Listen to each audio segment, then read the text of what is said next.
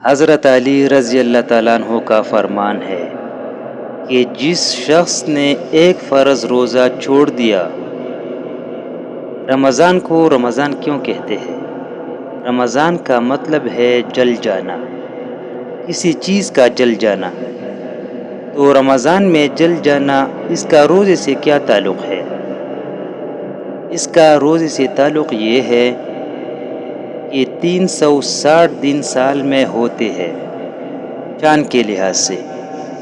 330 دن کے گناہ اللہ رمضان کے روزوں میں ہر روز میرے آپ کے گناہ جلاتا ہے، جلاتا ہے، جلاتا ہے۔ بھوک لگتی ہے، ایک آگ بنتی ہے۔ پیاس لگتی ہے، ایک آگ بنتی ہے۔ تو ہمارے لکڑی کی آگ میں چیزیں جلتی ہے، اور ہمارے بھوک روزے کی بھوک کی آگ میں گناہ جلتے ہیں۔ اور 29ویں روزے اللہ سارے سال کی گناہوں کو جلا کے روزہ والا یا روزہ والی کو ایسا پاک کر دیتا ہے جیسا آج ماں کی پیٹ سے نکلا ہو، ایسا ان کو خوبصورت کر دیتا ہے۔ حج کا مہینہ آیا، اعمال اسی طرح ہے جیسے ہوتے ہیں۔ رمضان کا مہینہ آیا تو میرے نبی کا اعلان ہو گیا، ایک فرض 70 فرض کے برابر ہو جاتا ہے، نفل فرض کے برابر۔ فرض اور نفل میں فرق کیا ہے؟ حضرت علی رضی اللہ تعالیٰ عنہ ہی کا فرمان ہے کہ جس شخص نے ایک فرض روزہ چھوڑ دیا، پھر قیامت تک اس کی قضا میں نفل روزے رکھتا رہا، تو ایک روزے کا یہ سارے روزے بدلہ نہیں ہو سکتے۔ ایک نماز چھوڑ دی اور پھر اس کی قضا میں قیامت تک نفل پڑھتا رہا، تو فرض نماز کی ایک رکعت کی ایک سجدہ کی برابر بھی نہیں ہے۔ فرض میں اتنی طاقت ہے،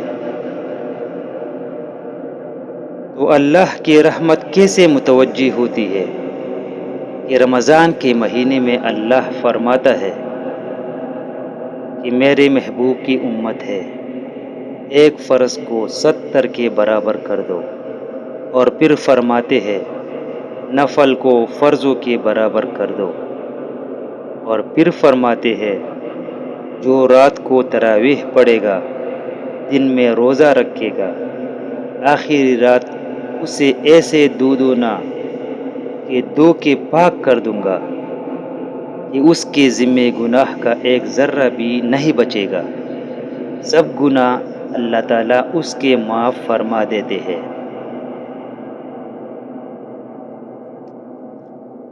اور میرے نبی نے فرمایا، من صام رمضان ایمانا و احتسابا، من قام رمضان ایمانا و احتسابا، جس نے روزہ رکھا اللہ کی رضا کے لیے، جس نے تراویح پڑھی اللہ کی رضا کے لیے، اس کی پچھلی زندگی کے سارے گناہ اللہ معاف فرما دیتا ہے۔ رات کا قیام کسی امت کو نہیں ملا۔ روزہ سخت تھا تو ان کا قیام اللیل نہیں تھا، چونکہ وہ اپنی کتاب پڑھ سکتے ہی نہیں تھے۔ رمضان میں اللہ نے آسمانی کتابیں اتاری۔ یکم رمضان کو ابراہیم علیہ السلام پر، 2 رمضان کو تورات موسیٰ علیہ السلام پر، 8 یا 6 رمضان کو داؤد علیہ السلام پر زبور کو اتارا، اور 12 یا 18 رمضان کو عیسیٰ علیہ السلام پر انجیل کو اتارا، اور 21 رمضان کو اللہ نے پیر کی رات لیلۃ القدر میں غار حرا کے اندر اللہ تعالیٰ نے اپنے محبوب پر کتاب کو اتارا۔ وہ کتابیں فل آ گئی، لکھی گئی، لکھی لکھائی۔ قرآن فل نہیں آیا، قرآن صرف ایک سورت 19 الفاظ آئے بس، اور پھر 23 برس میں قرآن اترا۔ اتنے انبیاء ایسے گزرے ہیں جن کے پاس جبریل زندگی میں ایک دفعہ آیا، جبریل ایک دفعہ زندگی میں، اور ایک سے لے کر آگے کوئی تعداد مقرر نہیں ہے، 100 دفعہ 200 دفعہ۔ لیکن آپ حیران ہوں گے، ہمارے نبی پر جبریل 23 برس میں 24,000 دفعہ آیا۔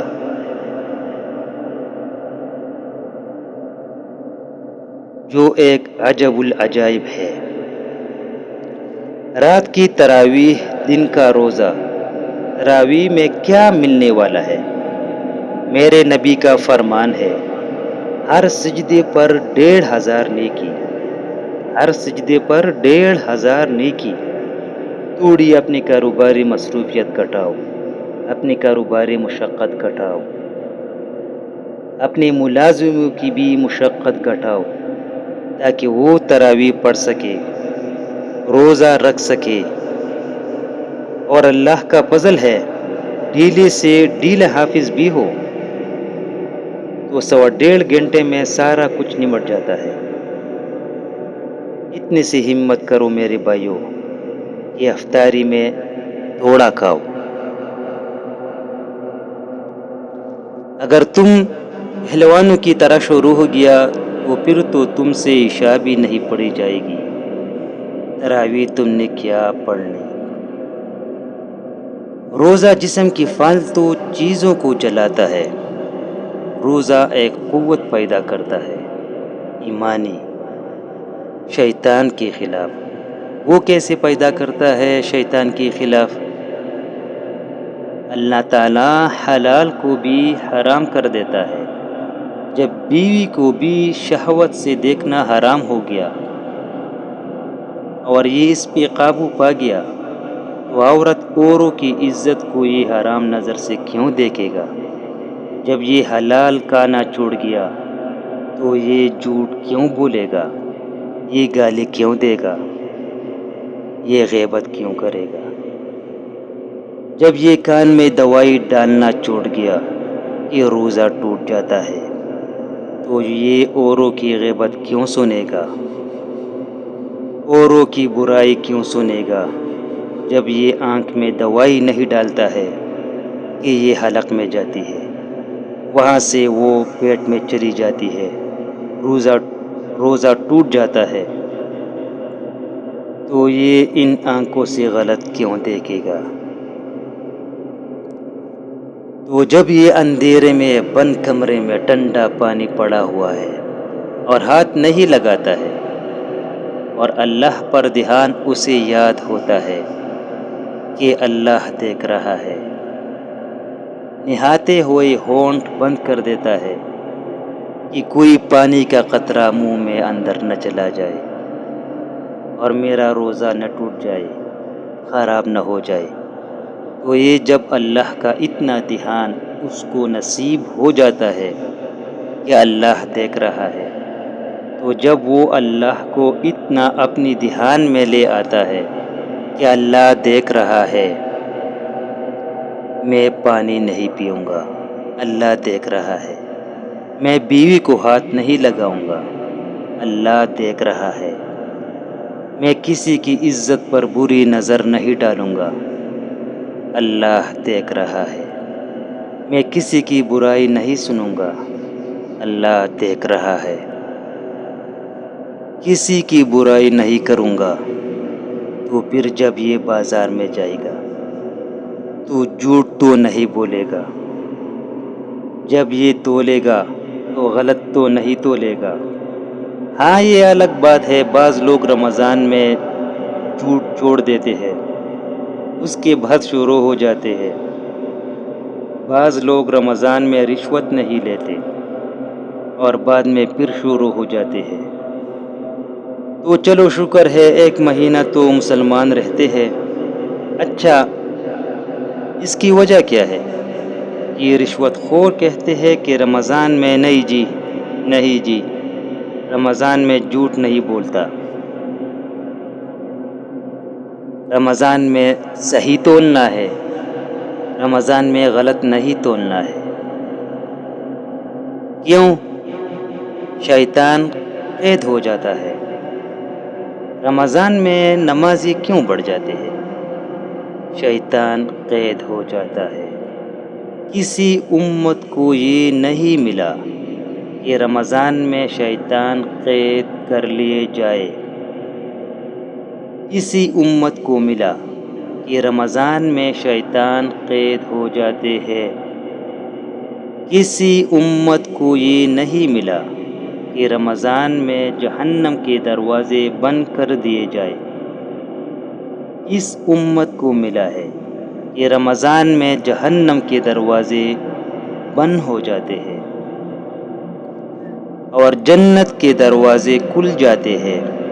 کسی امت کو یہ نہیں ملا کہ ان کے لیے ہر مخلوق دعا کرے۔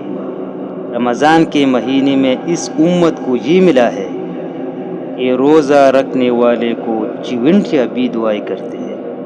چیونٹیاں، پرندے بھی دعائیں کرتے ہیں، مچھلیاں بھی دعائیں کرتی ہیں، ہوائیں دعائیں کرتی ہے، ہر شے دعا کرتی ہے۔ روزہ رکھنے والے کے لیے اس امت کو ملا ہے۔ کسی امت کو یہ نہیں ملا کہ آخری رات اس کی بخشش ہو جائے۔ اس امت کو ملا ہے کہ رمضان کی آخری رات سب کی بخشش ہو جاتی ہے۔ کسی امت کو یہ نہیں ملا کہ جنت کی حوریں انہیں روزوں میں یاد کرے۔ اس امت کو ملا ہے کہ اللہ تعالیٰ جنت کو کہتا ہے، اللہ تعالیٰ جنت کو کہتا ہے کہ تو تیار ہو جا، میک اپ کر لے، میرے بندے آ رہے ہیں، دلہن بن جا، سچ سچ کے مجھے دکھا دے تاکہ میں اپنے بندوں کو پیش کروں تحفے کے طور پر۔ یہ ہے تمہاری بھوک کا بدلہ، یہ ہے تمہاری پیاس کا بدلہ۔